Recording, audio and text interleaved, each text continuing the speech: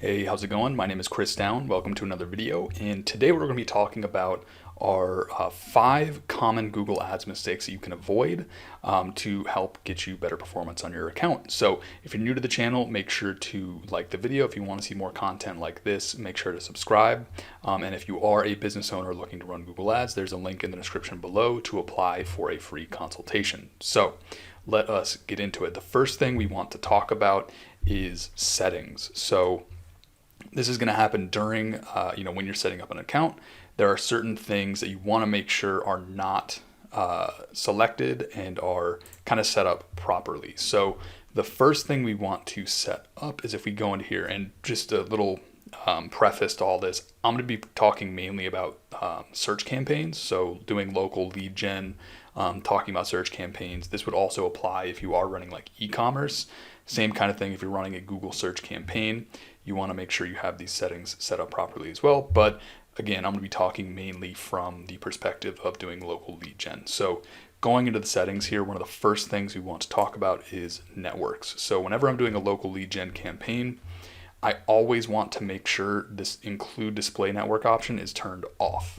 Whenever I've seen this turned on, you're pretty much just going to see a bunch of clicks, no leads, and money wasted, essentially. So first thing you want to do, uncheck that. And I've noticed recently, even if I uncheck this during the account setup, Google will sometimes re-enable it. It's a little bit annoying. So what I do is I just go into settings, then I uncheck it again and hit save.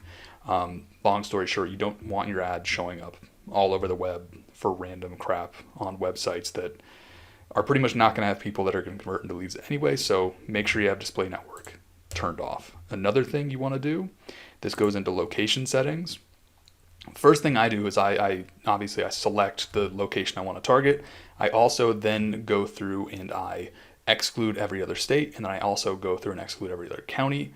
Might be overkill. I'd rather be safe than sorry, because if I have clients getting people calling them from like the next state over, I don't want that. Another thing we can do to prevent those issues is going into location options.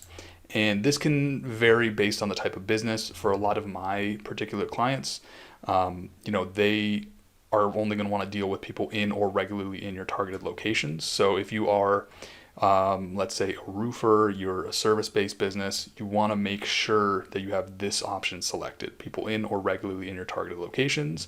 And then you want to exclude people in regularly in or who've shown interest in your excluded locations. So this is going to vary based on market. And one thing, this is another little side note, usually if you see a recommended option by Google, just don't do it. Usually the recommended options are not what you want to do, because what's going to happen is they're going to get more clicks, which means you get charged more.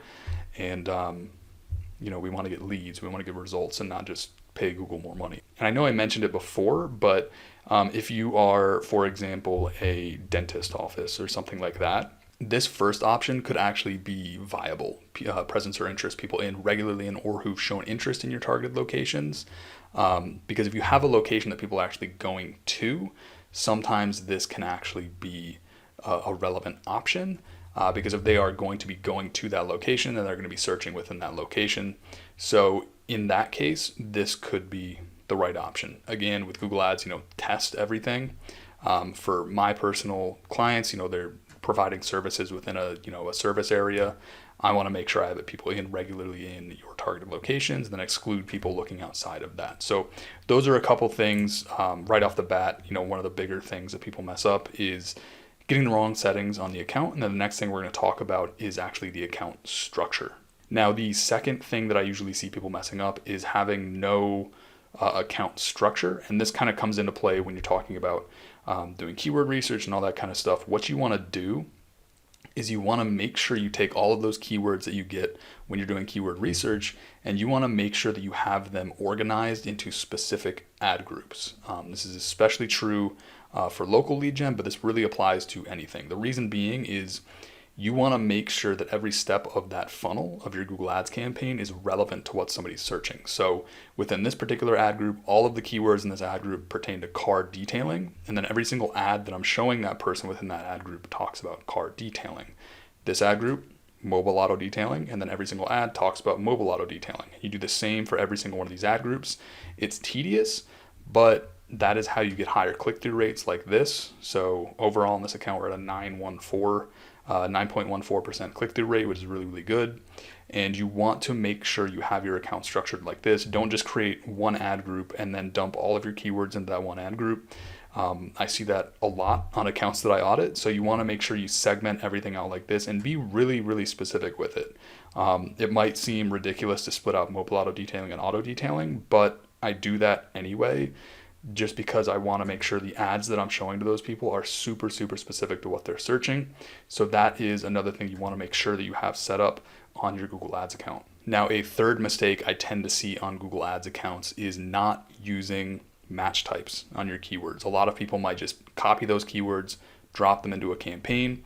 And when you do that, what you're doing is you're using broad match keywords. Now, broad match keywords can work, but a really big issue with broad match keywords is they will, pretty much what's going to happen is Google's going to show your ad for whatever they deem relevant to that keyword. So for example, if I just dropped in car detailing with no little quotes around it, what could happen is Google could end up showing my ad for car detailing products, people searching for like Armor All leather spray or something like that. And if you want to generate leads for a local business, you don't want your ads showing up for, people looking for like car detailing products or car detailing kits. So we control that by using match types. So the two we want to use primarily are phrase match, which is these little quotes, and then exact match, which are these little brackets right here.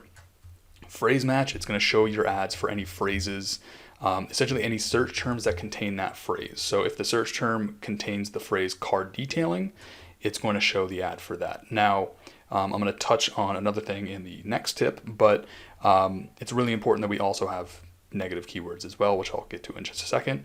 But that is how phrase match works. And then exact match, it's going to show your ad for anything as closely related to that exact keyword as possible. Google will vary a little bit, but the biggest reason why you want to use match types is it really controls what Google shows your ad for. And that's a really big thing with Google Ads. A big mistake overall is that your ads are showing for a lot of random irrelevant stuff, and we don't want that. Now, to kind of expand on the match types a little bit more, one thing you also want to include is negative keywords. So negative keywords are essentially any keyword that you do not want your ads showing up for. Now, this is going to be specific to that particular market that you're in, whatever niche you're in, whatever you're making ads for.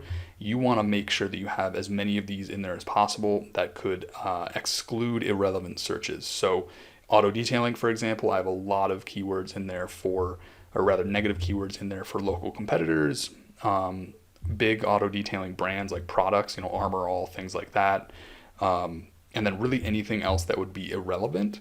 And you want to make sure you layer those in with the match types to really refine the traffic that you're getting on the account. So combining those two things can eliminate a massive issue that I see a lot of times, which is generating a lot of irrelevant traffic on your account. Because if you are getting clicks for irrelevant traffic, you're still going to get charged, and that's just waste. When you have waste, your cost per lead is going to go up, and you don't want that. So make sure you have the right match types, and then also include negative keywords as well. So a fourth mistake that I see a lot of times is people just not bidding enough.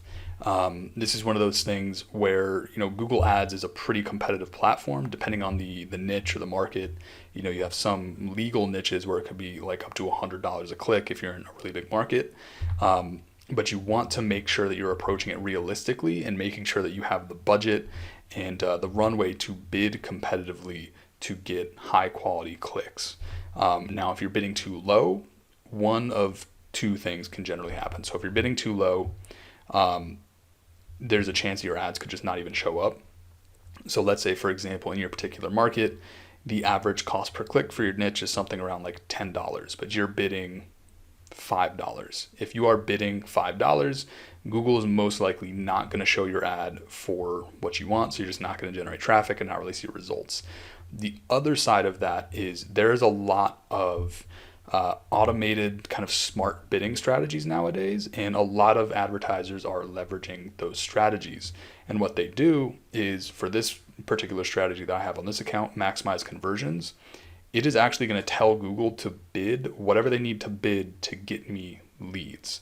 And Google on their end, they know who is most likely to convert. They have a ton of data. They have algorithms and AI and all this kind of stuff that know who's going to convert. And if you have a bunch of other competitors in your marketplace who are willing to bid to get their ads in front of those people, then pretty much what's going to happen is they're going to get all of the people clicking on their ads that are going to convert. And then what's left over is all this stuff that people don't really want to bid on. If you're bidding too low, you can end up having people clicking on your ads who are less likely to convert. And I've seen cases where, the account is just not bidding enough. And what can happen is you just end up getting, I guess for lack of a better term, the scraps, I guess you could say. They're still searching the same things, but they're just less likely to convert because all those people that are more likely to convert have kind of been taken up by the people that are bidding effectively to get in front of those people and bring those people in as leads. So you want to make sure that you are bidding competitively, and you can do that by going to the Google Keyword Planner. You can look at what people are bidding in your marketplace, and I usually try to set my bids kind of closer to the higher end range of the range it gives you in the Google Keyword Planner, just because you want to be competitive. So this also kind of ties into budget. You want to make sure you have a good enough daily budget to get enough clicks on a daily basis so you can actually be competitive in your marketplace, because it's a huge part of generating leads and generating results from Google Ads. So the fifth and final thing for this video that I see a lot of people messing up with Google Ads, especially with local lead gen, is not sending that traffic to landing pages. Now, it doesn't necessarily have to be a landing page, but if you are sending traffic to a website, you have to make sure that website is optimized to generate leads. I usually recommend landing pages because they tend to convert the highest, but you can have success with a website or pages within your website as well. The reason being, and mind you, with this landing page, this is not like a live landing page. I just put this together for, kind of tutorial reasons. So don't just like copy this and hope that it converts amazing. It's not tested. I just have this for like tutorial reasons. The reason why you want to use landing pages is it is a lot more focused, and this is how you trim away a lot of the distractions from websites and things like that, where there's a bunch of navigation and things to click on. You can click off to social media. You want to use landing pages because this is how you bump up your conversion rate even higher. Obviously there's things you can do on the account to do that, but with a landing page, this is how you're going to get a conversion rate of 20, 30, 40%, depending on the niche, depending on the market. And the reason why that's important, especially if you're doing local lead gen, that higher conversion rate is going to cut down your cost per lead. So if you can get a lower cost per lead, you're going to get more leads within that budget that you have allocated. So it's super, super important to have those landing pages set up. I have other videos on the channel going over landing pages, but that is, really, I would say even like 80% of getting success with Google Ads is where you're actually sending the traffic. It's really easy to set up a campaign properly, to get the keywords in there, write ads, get good traffic. But what I guess the magic of Google Ads is converting that traffic into a lead. And you do that from where you send that traffic to. It's not just going to convert magically. You need to send them to a place that will actually have that person either pick up the phone or submit an order or become a lead or whatever it might be. You need to have all of that set up properly. And the way I do that on my end for local lead gen is with landing pages. But you can also do it on your end with a well-optimized site. So those are 5 common mistakes that I see with Google Ads. There's a ton more I could talk about, but I kind of figured those were some of the biggest levers that you could pull to improve the performance on your account. So if you want to see more content like this, make sure to like the video, subscribe to the channel. And if you are a business owner who wants to run Google Ads for your business, there's a link in the description below to apply for a free consultation. So if you want to see more content like this, make sure you subscribe to the channel, and I hope to see you in the next video. Thanks.